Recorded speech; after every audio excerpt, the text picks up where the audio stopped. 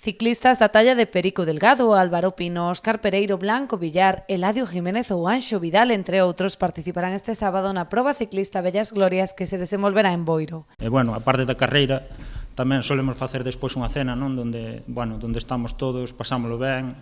O importante desta carreira, pois a parte de vernos, picarnos un pouco, pois tamén despois é o tema pois que estamos de cena, xente que non ves en todo o ano, e xente que veñen de fora, pois que non nos ves xa fai moito tempo, non? Corredores que están aquí, que trae Ezequiel este ano, que corren comigo en Kelme, que xa había moitos anos que non o vía, non? E desto se trata a carreira un pouco. A proba arrancará ás 4 da tarde cunha contrarreloxo individual na Avenida da Constitución.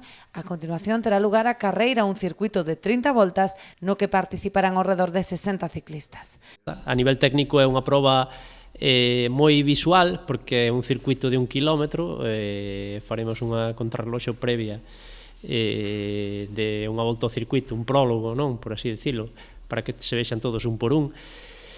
E despois un circuito de 30 voltas no que dé tempo a xente de disfrutar de ver correr a xente que, imagínate, no caso de Perico, que está moi fino, o sea, cando vexades e de saber o que é dos que se conserva ben, bueno, Pino tamén, e Pereiro, e incluso o propio Anxo, é un ciclista que non compite desde hai 25 anos, non? Retirouse no ano 92. A duración aproximada da proba será de 3 horas nas que os boirenses poderán disfrutar da elite do ciclismo. Me gustou este proxecto por varias cuestións. En primeiro lugar, porque é unha actividade deportiva, pero unha actividade deportiva na que temos as mellores glorias, os mellores ciclistas, pode faltar algún, da historia do ciclismo español en Boiro, non?